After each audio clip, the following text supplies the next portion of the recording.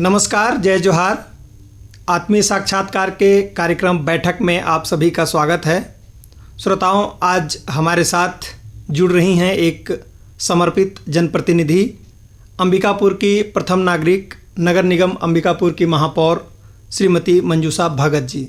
बैठक के आज के अंक में हम उनसे चर्चा करेंगे और जानेंगे उनके जीवन के बारे में, उनके दृष्टिकोण को और नगर के विकास से संबंधित कुछ महत्वपूर्ण बातें भी उनसे करेंगे। तो बिना विलंब किए आइए स्वागत करते हैं हमारे आज के मेहमान का। बहुत बहुत स्वागत है मैडम आपका आकाशवाणी के स्टूडियो में हमारे कार्यक्रम में। आपको भी आपके आकाशवाणी में बुलाने के लिए बहुत बहुत धन्यवाद करती हूँ भैया, और नमस्कार भी करती हूँ। मैडम, सबसे पहले तो मैं इस बातचीत का शुरुआत करना चाहूँगा आपको बधाई देने के साथ, शुभकामनाएं देने के साथ। अंबिकापुर नगर जो है अभी हाल ही में पुरस्कृत हुआ है और जो राष्ट्रीय स्तर पर एक स्वच्छता लीग बनाया गया है शहरों का, उसमें अंबिकापुर का स्थान है। तो इसके लिए पूरे नगर निगम के सदस्य को, पूरे नगर निगम परिवार को, आपको ढेर सारी शुभकामनाएं, बधाइयाँ। आपको भी बधाइयाँ, साथ साथ में धन्यवाद, क्योंकि इस सम्मान का हकदार आप भी हैं। जी बिल्कुल, हमारे नगरवासी और सभी लोगों का इसमें योगदान रहा है और तभी हम ये उपलब्धि हासिल कर पाए हैं। मैडम, इस कार्यक्रम के प्रारंभ में हम अपने श्रोताओं को, जो हमारे मेहमान होते हैं, उनके जीवनी से परिचित कराते हैं, जीवनी के बारे में बताते हैं, क्योंकि आप एक जनप्रिय नेत्री हैं और लगभग सभी लोग आपको जानते हैं, लेकिन शायद आपके बचपन के दिनों को, आपके प्रारंभिक जीवन को बहुत कम लोग जानते होंगे। तो हम जानना चाहेंगे कि आपका बचपन कहाँ बीता, आपकी प्रारंभिक शिक्षा दीक्षा कहाँ हुई और आपके घर परिवार में कौन कौन लोग हैं। मैं एक छोटी सी ट्राइबल फैमिली से हूँ और मेरे पिताजी कर्मचारी थे। जी। तो कर्मचारी लोग जहाँ जहाँ जाते थे, जी, वहीं वहीं मेरे को भी अपने पिताजी के साथ जाना पड़ता है। हाँ। पड़ता है, लेकिन सबसे ज़्यादा अंबिकापुर में बीता है। जी। और जन्म स्थान भी सरगुजा ज़िले में है। एक शुरू में हमारे पिताजी पदस्थ थे बतौली में। जी।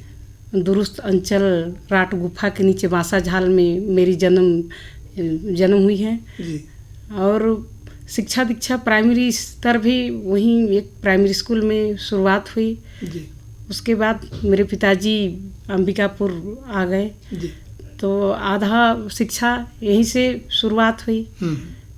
और मेरे यहाँ एक भाई है, बाकी 4 बहनें हैं। जी।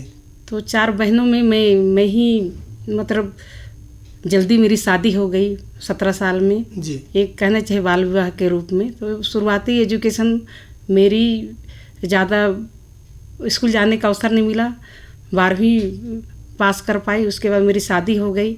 12वीं के बाद शिक्षा दीक्षा शादी के बाद हुआ। जी। और 4 बहनों में वही 3 बहन डॉक्टर हैं, एक मेरे भाई हैं। इसी टाइप का हमारा फैमिली बैकग्राउंड है।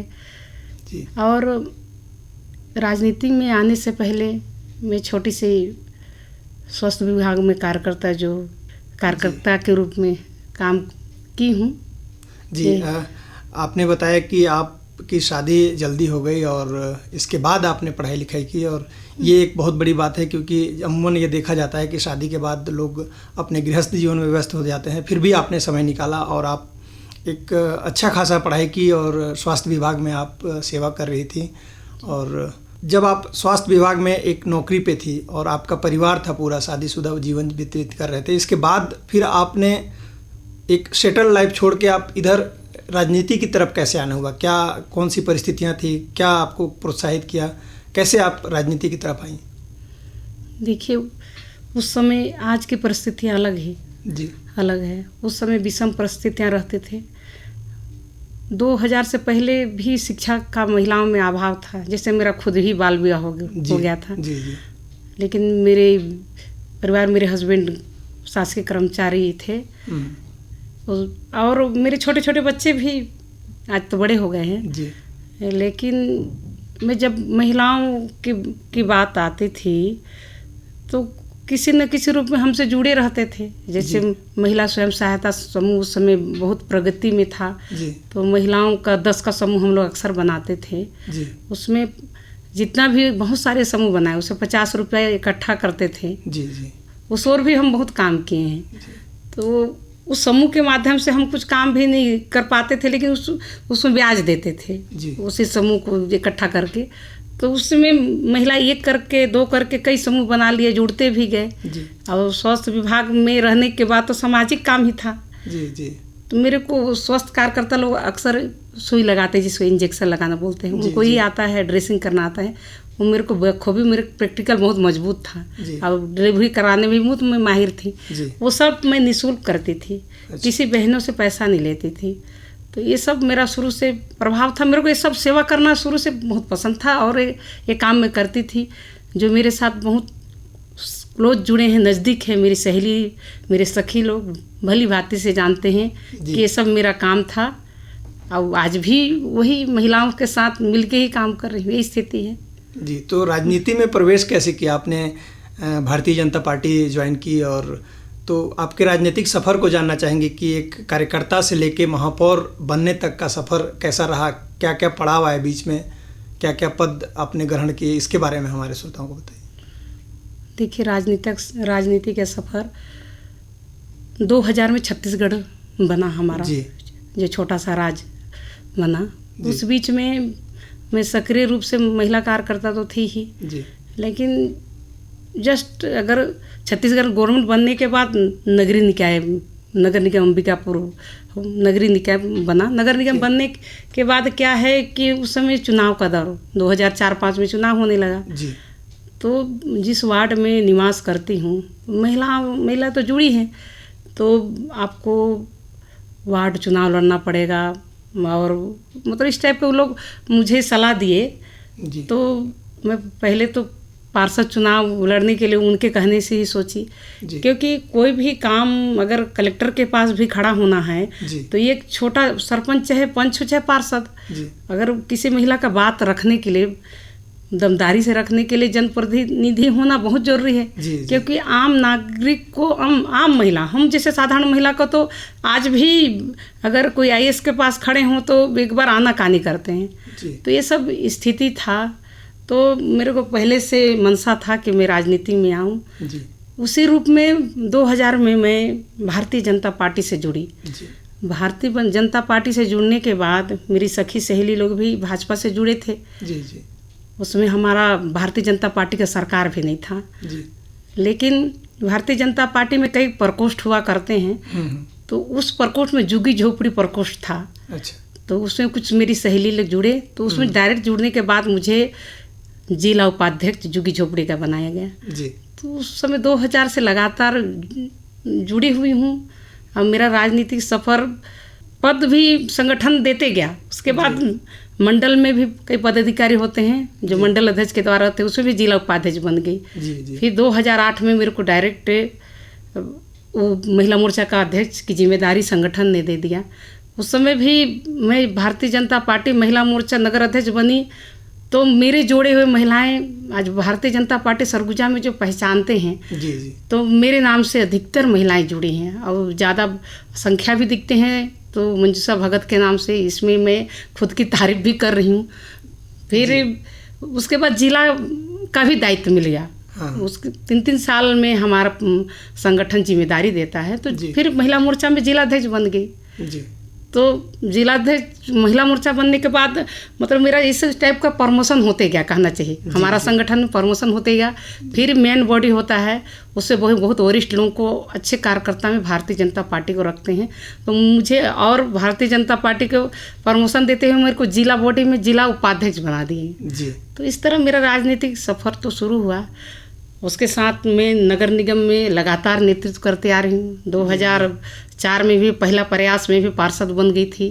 फिर 2009 में दूसरी बार, सेकंड बार चुनाव हुआ, उस समय भी मैं पार्षद जीत गई थी। मतलब कहना चाहिए लगातार मैं नगर निगम का जो नेतृत्व कर रही हूँ सफल होते गए। मेरे इसी काम के कारण भारतीय जनता पार्टी ने यहाँ 2014 में महापौर का टिकट प्रथम बार जो दिए, हालांकि उसमें मैं असफल रही। 2014-15 में जब चुनाव हुआ तो उस समय असफल रही। मेरा ये काम, और क्योंकि राष्ट्रीय दल है तो मैं मेरा स्वयं का मेहनत से जब संगठन मेरे को इतनी बड़ी जिम्मेदारी दी, उस समय भी मैं बहुत सरलतापूर्वक चुनाव लड़ी जी। अंबिकापुर शहर में नगर निगम में चुनाव लड़ी थी, पर असफल रही। तो उसके बाद लगातार फिर अपना गवर्नमेंट चेंज हो गया, हमारे यहाँ विपक्ष नगर निगम में काबिज हो गए। उसके बाद 9 में फिर से मैं जब महापौर चुनाव हार गई 5 साल बाद, तो फिर पार्षद चुनाव लड़ी, क्योंकि महापौर चुनाव जब कांग्रेस की गवर्नमेंट आई तो हटा दिए, तो मुझे पार्षद चुनाव दोबारा फिर टिकट संगठन के द्वारा मिला, भारतीय जनता पार्टी के द्वारा।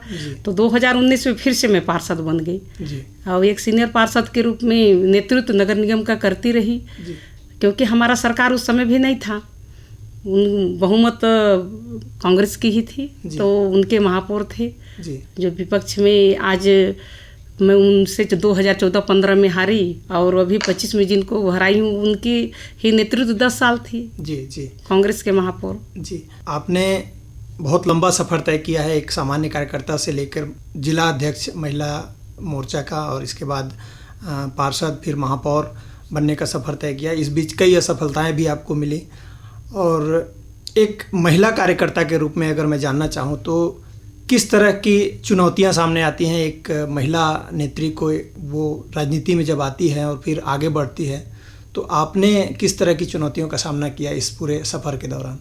देखिए, आज तो बहुत परिवर्तनशील हो गया है, महिलाओं को राजनीति में कई आरक्षण भी मिल रहे हैं, इसलिए बहुत ज़्यादा राजनीति में जुड़ भी रहे। लेकिन जिस समय जिस परिस्थिति में मैंने जुड़ा, जिस बैकग्राउंड से मैं हूँ, आज राजनीति में जितनी भी महिलाएं आती हैं, किसी के पति के दम पे आती हैं, तो किसी के पिता के दम पे आती हैं, तो किसी के भाई के, कहीं कहीं ना कहीं किसी दल में रहते हैं, उसी की महिलाएं बहनें को अक्सर अवसर मिलता है।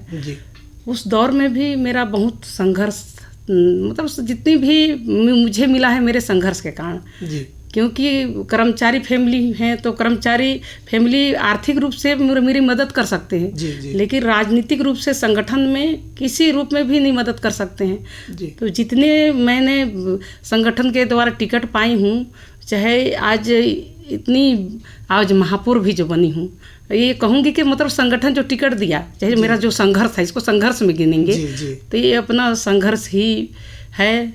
साथ में इसमें संघर्ष के साथ साथ मेरा सरगुजा संगठन, चाहे हमारे स्टेट का भी संघर्ष, स्टेट वाले भी मेरा कामकाज को देखते ही हुए ही लगातार टिकट दिए, तो उनका बड़प्पन है, तो ये संघर्ष का ही नतीजा है। कहीं ना कहीं आप जिस सरलता के साथ लोगों से जुड़ती हैं और लोगों को अपनाती हैं, लोग आपको अपनाते हैं, इसी का परिणाम है शायद जो आपको लगातार संगठन द्वारा आगे बढ़ाया गया और नई नई जिम्मेदारियां दी गई। इस तमाम राजनीतिक सफ़र के दौरान आपके घर वालों का किस तरह से सहायता मिला, सहयोग मिला, क्या माहौल था घर में? कितना श्रेय देना चाहेंगे अपने पतिदेव को, अपने बच्चों को इस संघर्ष के दौरान? कितना उन्होंने, उनको भी बहुत सारी समस्याओं का सामना करना पड़ा होगा, कई बार छोटी छोटी बातों को लेकर उनको असहजता हुई होगी, तो इस दौरान आप अपने घर वालों के सहयोग के बारे में क्या कहना चाहेंगे? देखिए, मेरे घर वालों के बारे में यही कहना चाहूँगी कि जब मैं जुड़ी थी तो मेरी बेटी आज डॉक्टर है, मेरे बच्चे दोनों, तो उस स्थिति में उनका एजुकेशन जो बहुत ज़रूरी था, मतलब डबल सामना जो की हूँ, तो मेरे पति तो शुरुआती दौर में बहुत नाराज़ होते थे कि मतलब बच्चों को ध्यान नहीं दे रही, लेकिन उस दौर में भी उस संघर्ष में आज मैं जिस पोजीशन में अपने बच्चों को मैं बैठा दी हूँ, एक राजनीतिक महिला, दोहरी जिम्मेदारी, उसमें पति का भी एक भोजन बनाना, टिफ़िन बनाना, फिर नौकरी में भेजना, फिर मेरे बच्चों को भी छोटे छोटे थे उसमें मेरे बच्चे, तो उनको स्कूल भेजना। तो मैं अपने बारे में ये कहने से नहीं चूकूँगी कि मैं आज परिवार से भी मैं मजबूत हूँ, क्योंकि मेरे बच्चों को जहाँ जिस स्थिति में, जिस पोजीशन में पहुँचाना था मैंने बैठा दिया है, तो मेरे को ज़रा से भी नहीं लगता कि मैं कमी रही मेरे में। मैं एक अच्छी माँ भी हूँ, इसमें खुद की तारीफ करती हूँ। और राजनीतिक कठिनाई तो शुरुआती दौर में परिवार की ओर से थी ही, क्योंकि हमारे यहाँ सब कर्मचारी हैं, तो मेरे पिताजी, मेरे बहन लोग जो पोजीशन में हैं तो नौकरी को ज़्यादा महत्व देते हैं, बिजनेस को भी महत्व नहीं देते हैं। तो हमारे पिताजी भी चाहते थे कि जो छोटी से कार्य करता है उसी रूप में तुम काम करो। मेरे पति भी चाहते थे। तो शुरू में तो बिल्कुल साथ नहीं दिए, लेकिन जब चुनाव में, जब हमेशा पार्षद चुनाव से लड़ते लड़ते इतनी आगे तक महापौर चुनाव में अब सफल हो गई हूँ, तो पूरा परिवार का साथ रहता है। उसमें मेरी जो बड़ी बहनें हैं वो लोग आर्थिक रूप से डॉक्टर होना, तीनों बहन डॉक्टर हैं, एक अदर कंट्री में है। हमेशा मुझे आर्थिक में किसी के आगे हाथ फैलाने की ज़रूरत नहीं पड़ी। पूरा सुविधा मिलता है। मेरे पिताजी अधिकारी हैं तो अभी तक मेरे को पूरा सुविधा देते हैं, चाहे चुनाव लड़ना हो चाहे व्यक्तिगत खर्चे हों। अभी तक मेरे पिताजी मुझे देते हैं और मेरी बहन लोग का बहुत बड़ा सहयोग रहता है। मतलब सपोर्ट रहा कुल मिला के मेरे परिवार का। थोड़ा सा संघर्ष रहा प्रारंभ में, फिर सपोर्ट मिलने लगा। जी। अब 2025 के महापौर चुनाव के ऊपर आते हैं, और ये पिछले 10 सालों के बाद, जैसा आपने बताया कि प्रत्यक्ष चुनाव पहली बार हुआ 10 साल के अंतराल के बाद, और आपको लड़ना था प्रत्यक्ष चुनाव, जनता के बीच जाना था और जनता से आपको वोट लेना था, उनका समर्थन लेना था। तो आप इसमें विजयी हुई और आपने महापौर का पदभार ग्रहण किया। आपको क्या लगता है वो कौन कौन से मुद्दे थे, क्या कौन कौन से फैक्टर थे जो आपके फेवर में काम किए इस चुनाव में और आपको जीत दिलाए? देखिए, मैं 2014-15 में मेरी भारतीय जनता पार्टी संगठन सरगुजा ने मुझे महापौर का टिकट दिया जी, और किसी न किसी कारण मैं उसमें हार गई थी जी। पर मैं उस समय भी हारी हुई कभी महसूस नहीं की। मुझे भी अच्छी तरह से वो वोटिंग किए थे, महिला बहनों भी, शहर के जितने मतदाता। तो मुझे उसी समय एहसास हो गया, तो मैं हार नहीं मानूंगी, किसी न किसी रूप में शहर में लगी रही। उदाहरण मतलब संगठन सामाजिक संगठन में जोड़ने की बात बोलूँ तो संभव महिला मोर्चा, महिला मंच है जी। जो आदरणीय वंदना दीदी, और वो 2015 में हम दोनों और पूरे समाज के बहनों ने उस संभव महिला मंच को गठन किए। तो उस समय पूरे शहर की महिलाएं जुड़ी, विभिन्न समाजों के महिलाएं। तो उस समाज में बढ़ चढ़ के मेरे को भाग लेने का मौका भी मिला। विभिन्न गतिविधियों में, ये गतिविधियां में कभी वंचित नहीं रहती थी, हमेशा उपस्थित रहती थी। तो मेरा आपको ये कहना है कि किसी न किसी रूप में शहर की जितने महिलाएं हैं उनसे जुड़े रहना भी आज एक जीत का एक बहुत बड़ा परिणाम है। और छोटी छोटी सोसाइटी में अभी भी मेरे में मन में नहीं रहता है कि मेयर हूँ, ऐसे नहीं लगता है कि वो मेरे बहनें हैं, मैं वही हूँ। मैं भूल जाती हूँ कि आज भी मुझे ये लोग महापौर बना दिए। और अक्सर छोटा छोटा क्लब रहता है, छोटा छोटा समूह महिलाएं के बहनें रहती हैं शहर में, उनसे मैं किसी न किसी रूप में जुड़ी हूँ। तो आज तक महापौर का सफ़र मतलब उन्हीं के कारण है।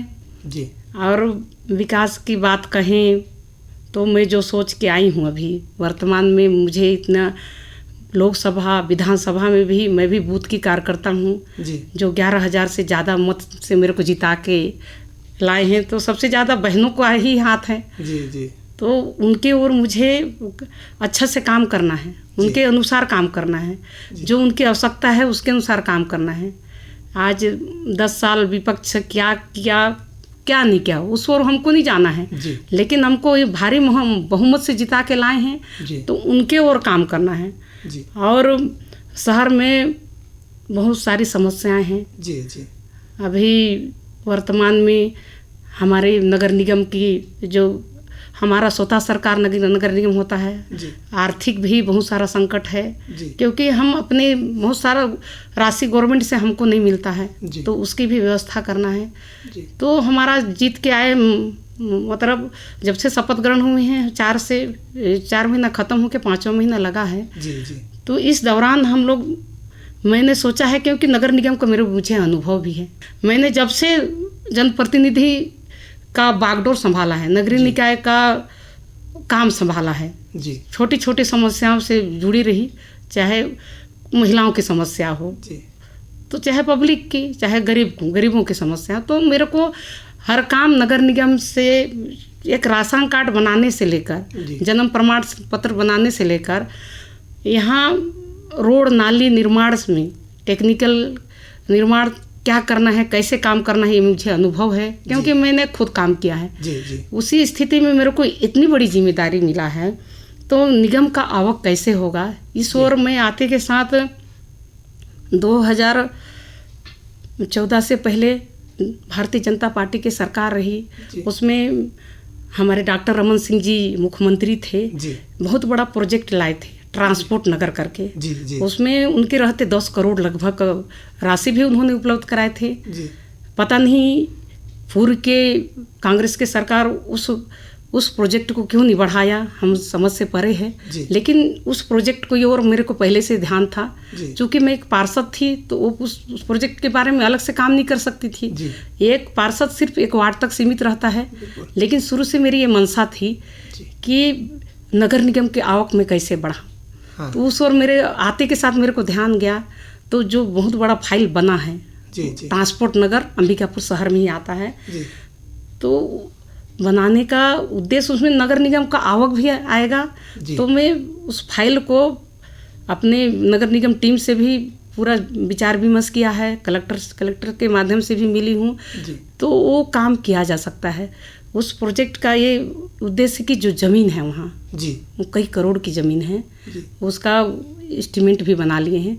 तो उस ज़मीन को यहाँ जितनी आवश्यकता होगा है शहर वासियों के लिए वो नीलामी करने के लिए सोची हूँ। मैं जो आई हूँ पहला सफल ना हूँ ये बात की बात है, लेकिन हम उस जो हमारे पूर्व डॉक्टर रमन सिंह जी सोच के गए थे, आदरणीय प्रमोद मिंज जो पूर्व के भाजपा के महापौर जो सोच के गए थे, उस प्रोजेक्ट को मैं सोच रही हूँ आगे बढ़ाने के लिए, जिसमें क्या है कि उसमें जो आर्थिक संकट से जूझ रही है। आज बिजली का बकाया करोड़ों है हमारे नगर निगम में। इस ओर लोग कभी पहल नहीं किए, मतलब हमको एक भार दे के लोग चले गए हैं कांग्रेस की गवर्नमेंट में। तो मुझे सबसे और वही ध्यान जा रहा है अभी वर्तमान में। बाकी मेरे मन में तो बहुत सारे योजना है, तो ये हम पहले बड़ा प्रोजेक्ट मैं सोची हूँ।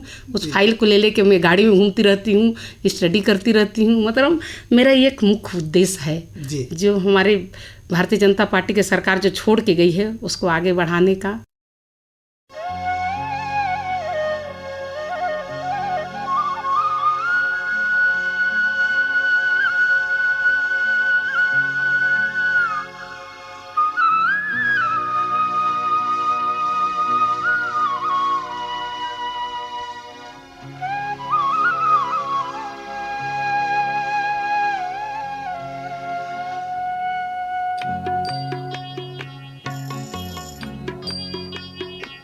इतनी शक्ति हमें देना दाता, मन का विश्वास कमजोर होना। इतनी शक्ति हमें देना दाता, मन का विश्वास कमजोर होना। हम चले नेक रास्ते पे हमसे भूल कर भी कोई भूल होना। इतनी शक्ति हमें देना दाता, मन का विश्वास कमजोर होना। हम चले नेक रास्ते पे हमसे भूल कर भी कोई भूल होना। इतनी शक्ति हमें देना दाता, मन का विश्वास कमजोर होना।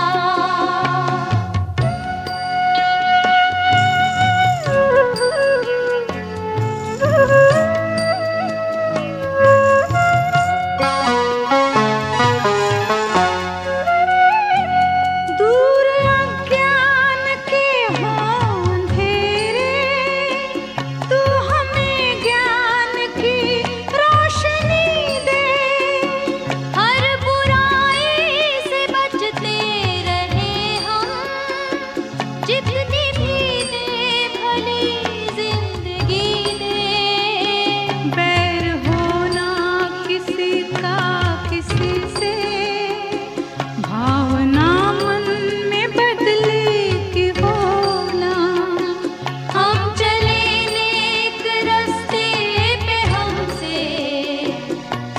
भूल कर भी कोई भूल होना, इतनी शक्ति हमें देना दाता, मन का विश्वास कमजोर होना।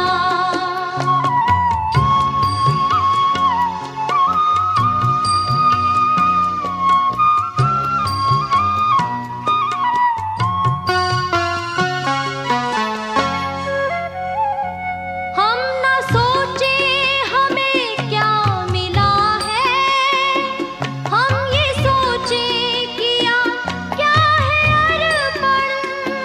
फूल खुशियों के बाटे सभी को, सबका जीवन ही बन जाए मधुबन।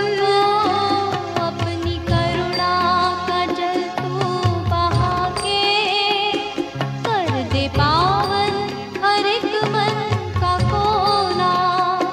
हम चले नेक रास्ते पे हमसे, भूल कर भी कोई भूल होना, इतनी शक्ति हमें देना दाता, मन का विश्वास कमजोर होना।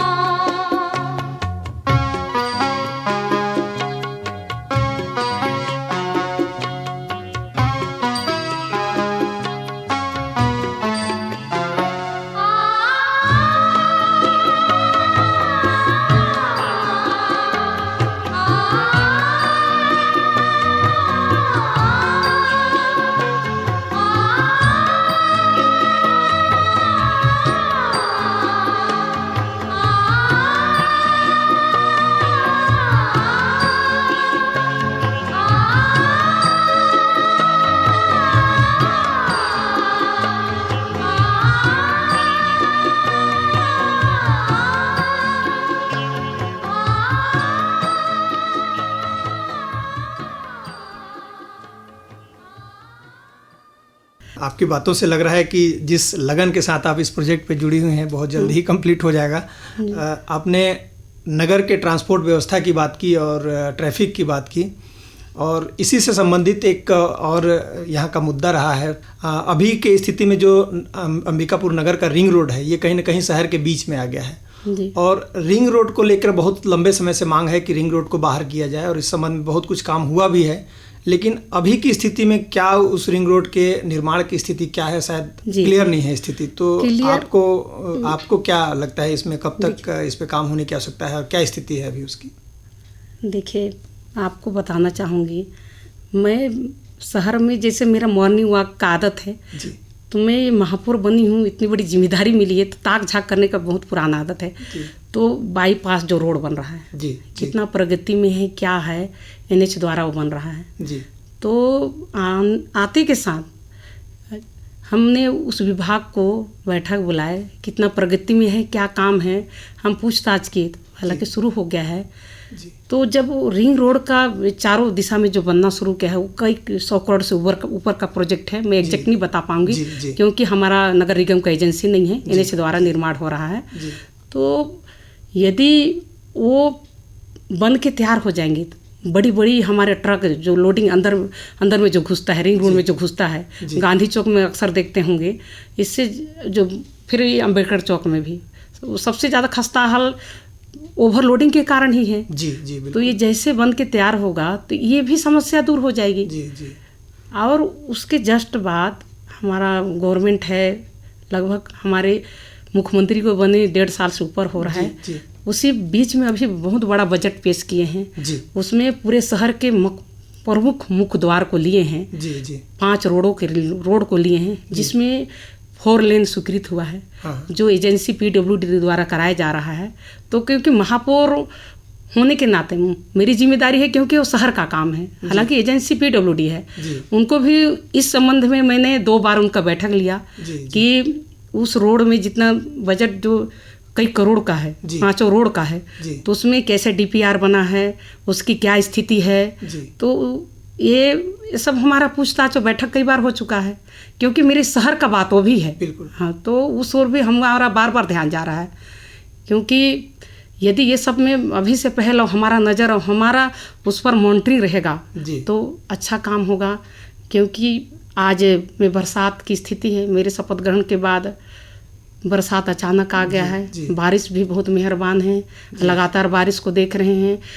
जितना खस्ता हाल रोड है उसका मेन कारण वो भी है, आज ये सब रोड नहीं बना हुआ है। ये लोग 10 साल क्या काम किए क्या नहीं, फिर भी मैं उनको अभी भी आरोप नहीं लगा रही हूँ। आरोप क्यों लगाऊंगी? हमारे साथी हैं, विपक्ष के साथी हैं, सहयोग करें। और हम गलत करते हैं तो आरोप लगाते हैं तो बताना ही एक तरह कहना पड़ेगा। तो हमको तो काम करने की इच्छा शक्ति है, वो जितना हमारा विरोध करेंगे उतना हमको जानकारी होगा, उसके विषय में हम गहराई तक जाएंगे। तो आने वाला समय में पूर्ण विश्वास के साथ ये दावा करती हूँ कि जो रोड खस्ता हाल है वो सब अच्छा से 5 रोड जो 4 लेन बनने वाला है, मेरी निगरानी में उसको बनने जा रहा है। मैं अच्छे से बनवाऊंगी, गुणवत्तापूर्ण बनवाऊंगी, चाहे कोई भी एजेंसी हो। कुछ शहर की बात है, शहर में आए दिन ये समस्या हो रहा है, तो ये समस्या दूर हो जाएगा, ऐसा मैं मानती हूँ। कितना सफल होती हूँ आपके सामने हूँ।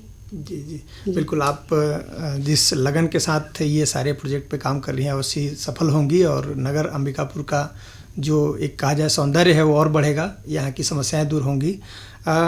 इसी से संबंधित आपने जैसे कि बताया कि आप महिलाओं से बहुत जुड़ी हुई हैं और महिला सशक्तिकरण पे आपका विशेष ध्यान है, महिलाओं की सुविधाओं पे ध्यान है। अंबिकापुर नगर के बात की जाए तो ये एक संभाग मुख्यालय है और यहाँ पूरे 4-5 जिलों से लोग आते हैं लगभग, या कहा जाए मुख्य मार्केट है, ये मुख्य बाज़ार है पूरे संभाग के लिए। कार्यालयीन काम के लिए भी पूरे संभाग का मुख्यालय है, तो सभी जगह से लोग आते हैं। और एक समस्या जो अक्सर देखी गई है कि जो महिलाएं बाहर से आती हैं, यहाँ सुलभ शौचालय की स्थिति बहुत नाजुक है। जो कुछ हैं उसमें भी सफाई की समस्याएं रहती हैं और बहुत अधिक तो उपलब्ध भी नहीं है। तो इस ओर क्या किया जा सकता है? आप इस ओर कुछ सोची हैं? महिलाओं के लिए विशेषकर सुलभ शौचालय, आम जन के लिए सुलभ शौचालय की व्यवस्था, इस बारे में आपका क्या राय है?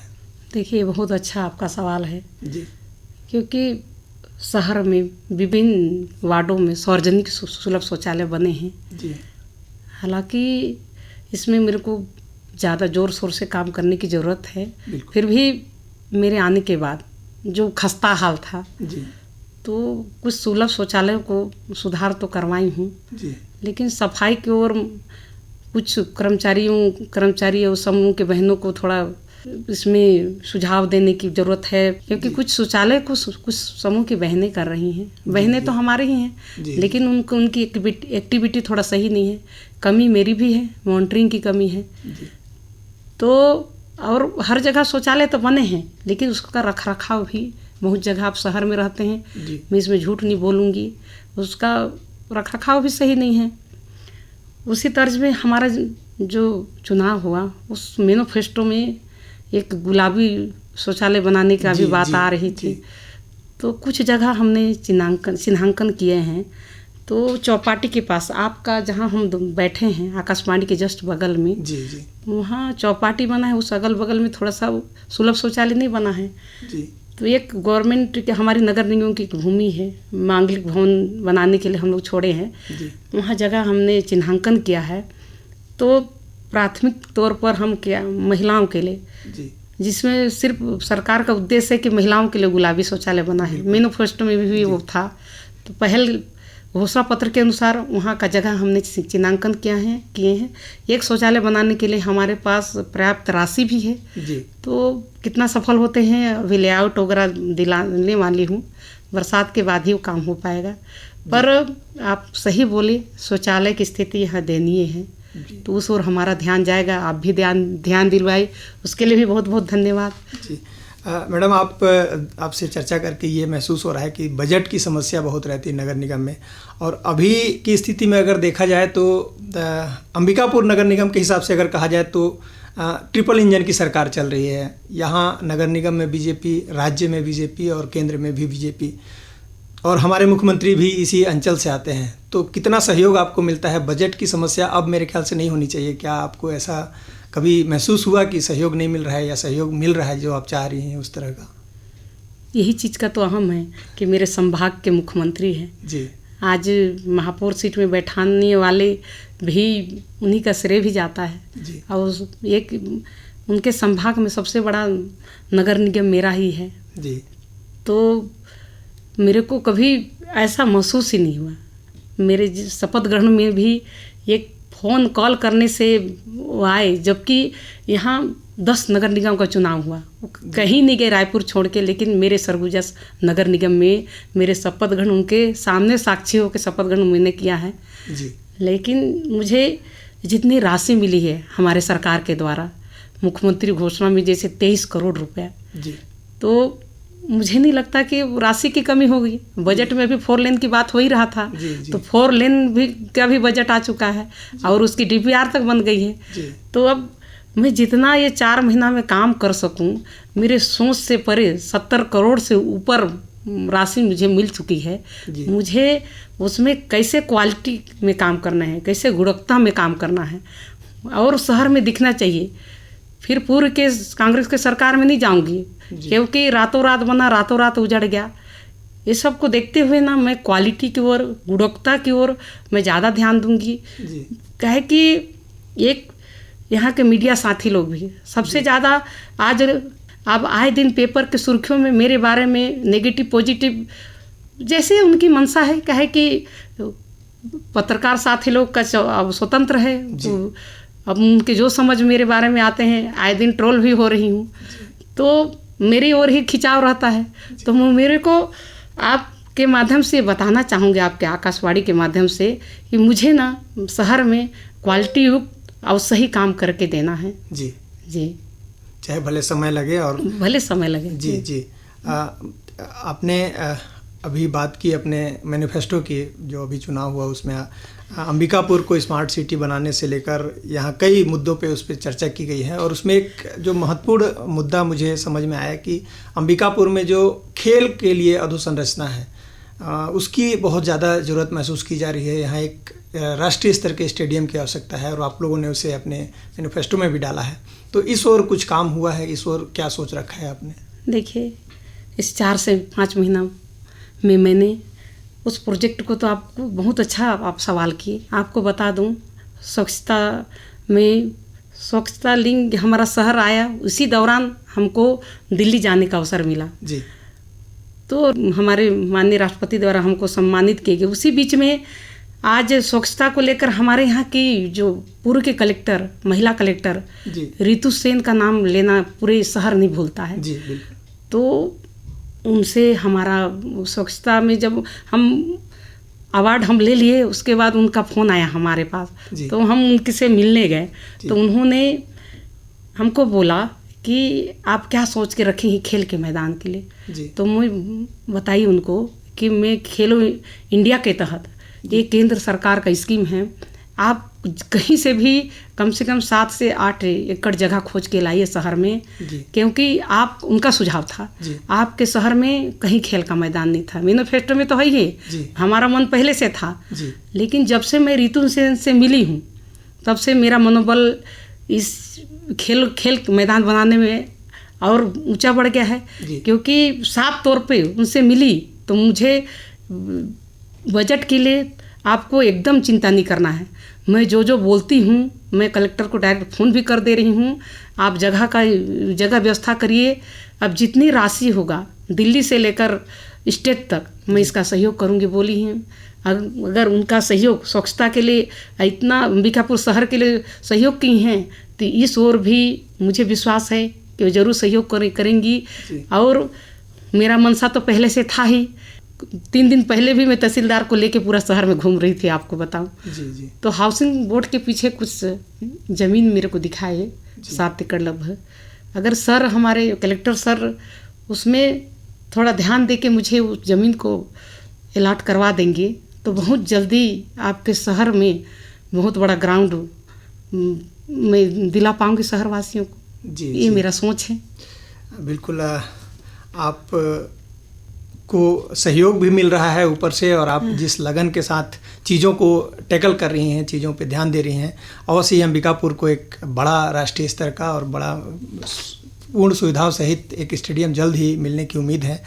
और पूरा उम्मीद है कि ये जो समय है अंबिकापुर के लिए बेहतर होने वाला है आने वाला 4-5 साल, क्योंकि सारी जो परिस्थितियां हैं वो इसके अनुरूप हैं अभी, और मुझे लगता है कि आपका कार्यकाल बेहद सफल होगा इस मामले में और अंबिकापुर एक बेहतर शहर बन के निकलेगा अगले 5 सालों में। आपने थोड़ी देर पहले अभी ट्रोल की बात की और इस तरह की जो एक कहा जाए समीक्षा होती है एक पब्लिक जीवन में जो लोग रहते हैं, जो हमारे नेता रहते हैं, नेत्री रहती हैं, तो इस दौरान आप अपने आप को कैसे प्रोत्साहित करती हैं, अपने आप को कैसे ऊर्जान्वित करती हैं, अपने आप को कैसे अच्छा करने के लिए और बेहतर करने के लिए प्रेरित करती हैं, क्या कुछ करती हैं? बहुत सारी बातें होती होंगी आपके साथ, लेकिन उसको झेलना पड़ता है उसको, जब आप एक पब्लिक फिगर हैं, जब आप एक नेता हैं। मेरी खुद में एक कमी है। मैं अभी तक मैं दूसरे को दोष देती हूँ, लेकिन महापौर हूँ भूल जाती हूँ, क्योंकि मेरी सखी सहेलियाँ के बीच में जुड़ी हूँ। उसी बीच में कई कार्यक्रम, कई गतिविधियाँ होता है। इसी बीच में एक संभव महिला मंच का कार्यक्रम था, तो सावन उत्सव के रूप में हम सब मना रहे थे जी। तो सावन का मतलब है खुशियाँ मनाना, नाच गान, ये सब रहता है, नॉर्मली बात है। तो सार्वजनिक जीवन ठीक है, मेरी सार्वजनिक जीवन मेरी हो गई है, शपथ ग्रहण के बाद मैं जनता की हो गई हूँ, लेकिन जिन बहनों ने मेरे को इस जगह पे बैठाया है, तो उनके साथ खुशियाँ मनाना कैसे भूल जाऊँ। तो उसी बीच में 1-2 वीडियो बन गया होगा, तो आज भी वो वीडियो मेरे को उपलब्ध है। तो कांग्रेस के जो कार्यकर्ता हैं, एक तरह से मेरे को लगता है मैं महिला महापौर हूँ कि क्या वो लोग पचा ही नहीं पाते हैं कि वो लोग मेरा जो एडिट करके क्रॉप करके मेरा सिर्फ उतनी बहनों के बीच में ये कि हम लोग जो सावन उत्सव में भाई जो गतिविधियां हैं दिनचर्या के लिए भी डांस और गाना ये सब तो नॉर्मल है, तो हमने भी उस एक्टिविटी को किया।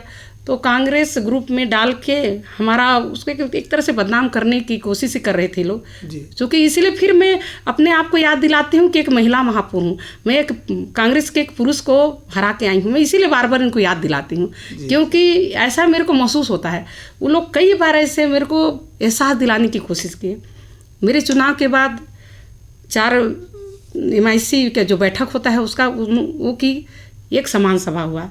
उस दौरान भी विपक्ष है मतलब ऐसी स्थिति उत्पन्न पैदा कर देते हैं कि तुम उस लायक है ही नहीं। वो हमेशा हमारे मन में मतलब उनकी मनसा ऐसा रहता है, मेरे को भाव में आ गया है उनकी बोली से, उनकी भाव से। तो मुझे लगता है थोड़ा सा दुख भी लगता है। कुछ तो समय देते, वो लोग 10 साल किए तो मुझे कम से कम साल भर समय देते, उसके बाद बोलते यदि हमारे मैं काम नहीं करके दूंगी, मैं नहीं काम करूंगी, तो बोलेंगे हम उसको हम झेलेंगे। लेकिन अभी समय ही नहीं मिला है। अब विपक्ष के साथी लोग, कांग्रेसी लोग इस टाइप के मेरे बारे में ट्रोल करने का जो, अब मैं वहाँ पर गलत नहीं हूँ, मैं विभिन्न गतिविधियाँ में जुड़ी हूँ। सुबह उठ के मेरे को स्टेडियम में आप आते होंगे तो देखते होंगे, यहाँ के कुछ सदस्य भी जाते हैं, उसमें एक जुम्मा होता है, उसमें भी भाग लेती हूँ। जो मैं पुरानी गतिविधियाँ हैं मेरे दिनचर्या से संबंधित है, मैं जीना थोड़े छोड़ दूँगी, मेयर बन गई हूँ तो इस और जानबूझ के मेरे को मतलब गिराने की कोशिश करते हैं। मैंने ये देखा। आपने विपक्ष की बात की, उनकी गतिविधियों की बात की, आपके पक्ष में किस तरह का सहयोग मिल रहा है? क्या सब साथ में है, सब साथ देते हैं, सब कुछ आपके अनुरूप चल रहा है? देखिए सरगुजा संगठन जैसे कल ही आ रहा था सुपर महापौर की बात तो सुपर आज तक मैंने मुझे नहीं आता है, अलग बात है, मैं कोई काम भी नहीं कर पाती हूँ, अलग बात है। लेकिन मेरा संगठन मुझे कभी इस टाइप को नहीं किया है। आपके आकाशवाणी के माध्यम से बताना चाहूँगी, संगठन का कोई दबाव नहीं, मुझे पूरी जानकारी है निगम का काम करने का, मुझे में खुद भी क्षमता, लोग क्षमता विहीन मेरे को बताते हैं। ये बहुत ज़्यादा इस चीज़ को मैं प्रताड़ित हूँ, आपको बता नहीं सकती। मतलब इस टाइप का मुझे महसूस होता है इतना दिन 4-5 महीना में। हालांकि मैं इसको सामना करने में मेरे को कोई दिक्कत नहीं है, लेकिन ऐसा लगता है क्योंकि संगठन में भी सबके अपने पिताजी भाई सब जुड़े रहते हैं, लेकिन सब मजबूत रहते हैं, कहीं ना कहीं उससे जुड़े रहते हैं। तो मुझे लगता है कि मैं महिला हूँ, इसलिए दिक्कत का सामना करना पड़ता है। ये तो है, आपको स्ट्रांग बनना पड़ेगा। आप लीड कर रही हैं नगर निगम को, और कहीं ना कहीं ये छोटी मोटी बातें तो होती रहती हैं, तो आप एक मजबूत महिला हैं। मुझे ऐसा लगता है कि आप इन छोटी मोटी बातों से उबर जाएंगी और बहुत अच्छा काम कर रही हैं आप। एक प्रारंभ से एक महिला, ऐसी महिला जो अपने दम पे खड़ी हुई हैं और तमाम परिस्थितियों, तमाम असफलताओं से जूझते हुए, संघर्ष करते हुए एक सफल महिला के रूप में आप आज समाज में खड़ी हैं और एक एग्जाम्पल बनी हुई हैं।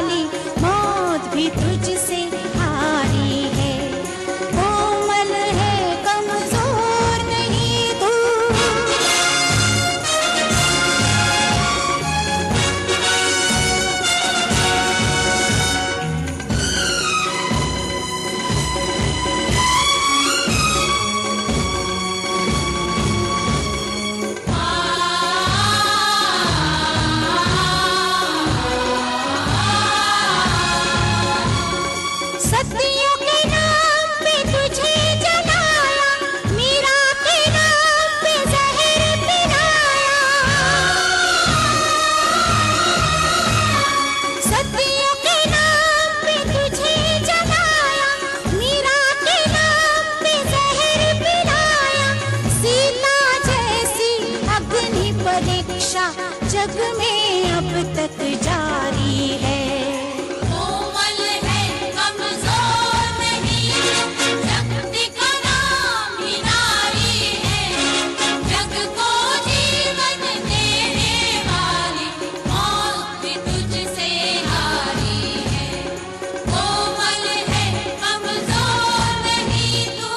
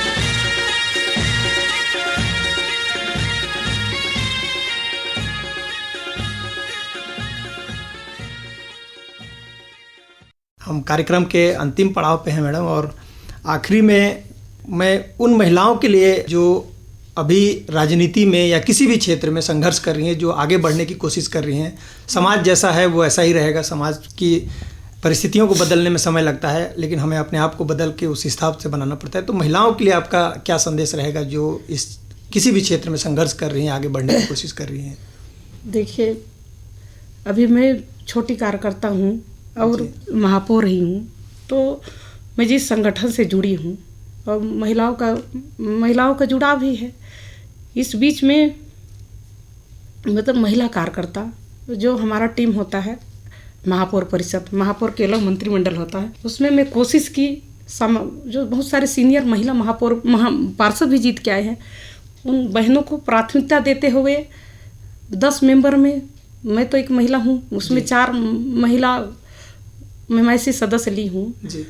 तो ये तो हो गई मेरे अपनी बहनों की बात है, पार्षदों की बात है, मेरे संगठन की बात है। लेकिन मैं अब फिर से बोलना चाहूँगी कि 11,000 से ज़्यादा मतों में मेरे को जिता के लाए हैं। तो उस समय भी चुनाव के दौरान तो महिलाएं मुझे ज़्यादा से ज़्यादा वोट की हैं। तो मैं जहाँ भी जैसे भी ज़रूरत पड़ेगा, जैसे मेरा जुड़ाव एक BPL धारी जो अंत्योदय की महिलाएं होते हैं, गरीब महिलाएं, चाहे हाई सोसाइटी की महिलाएं भी है, किसी न किसी रूप में मैं उनसे जुड़ी हूँ। तो उनकी समस्या जो भी आएगी, जैसे मिडिल वर्ग की महिलाएं होती हैं, बड़े उच्च स्तरीय महिलाएं होती हैं, उनको भी सफाई की समस्या रहती है, नाली की समस्या रहती है। तो अभी भी पर्सनल व्हाट्सएप में करते हैं। तो मैं चाहती हूँ कि जो सुबह उठती हूँ, आज भी मेरा ये आदत है, कोशिश करती हूँ कि मैं वहाँ का उस बहन को बता दूँ कि बहन मैं आ गई हूँ। चाहे अभी अंत्योदय में बहुत सारे महिला बहनों को लोन की ज़रूरत पड़ती है, तो उसमें उस समय पार्षद थी तो मेरा कसावट शासन प्रशासन में नहीं था। आज महापौर बन गई हूँ तो उस बहने को एक लोन लेने के लिए 10 बार बैंक में जाना पड़ता था, यहाँ वहाँ दौड़ना पड़ता था। तो उसको अपने पद और पावर को इस्तेमाल करते हुए उस बहन का जितना जल्दी हो सके लोन को स्वीकृत कराती हूँ। मेरे आने पर कई ऐसे बहनों को सहयोग भी की हूँ। तो मेरा मनसा है कि जो बहन लोग से जुड़ी हूँ हमेशा जुड़ी रहूँ और उनका काम आते रहूँ किसी न किसी रूप में। मैंने ये सोचा है और कितना सफल होती हूँ, कितना यहाँ के महिलाओं का सहयोग रहेगा, कितना मेरे पार्टी के महिला बहनों का सहयोग रहेगा। तो हम महिला बहनों के साथ भी यही चर्चा में होता है कि आगे बढ़ने के लिए महिलाओं को बहुत ज़्यादा संगठन में जुड़ना पड़ेगा, आगे लाने की कोशिश करती हूँ। तो इस ओर मेरा ज़्यादा ध्यान रहता है। तो महिला हूँ तो महिलाओं के क्षेत्र में जिस जाति की हूँ तो ज़्यादा पहल रहेगा ही। ये मेरा सोच है। बिल्कुल, हमारी ओर से शुभकामनाएं हैं। आप अपने मिशन में सक्सेसफुल होंगे, सफल होंगी और सभी लोगों के लिए हितकारी कार्य करेंगी और नगर निगम अंबिकापुर को और भी बेहतर बनाएंगी। आप अपने व्यस्त दिनचर्या में से आज समय निकाली और आकाशवाणी स्टूडियो में आई हमसे बातचीत की, इसके लिए हम आपको धन्यवाद देते हैं और उम्मीद करेंगे कि भविष्य में भी आपसे मुलाकात होगी, बातचीत होगी और भी मुद्दों पे बातचीत करेंगे। आज के लिए बहुत बहुत धन्यवाद। आप बुलाए उसके लिए बहुत बहुत धन्यवाद।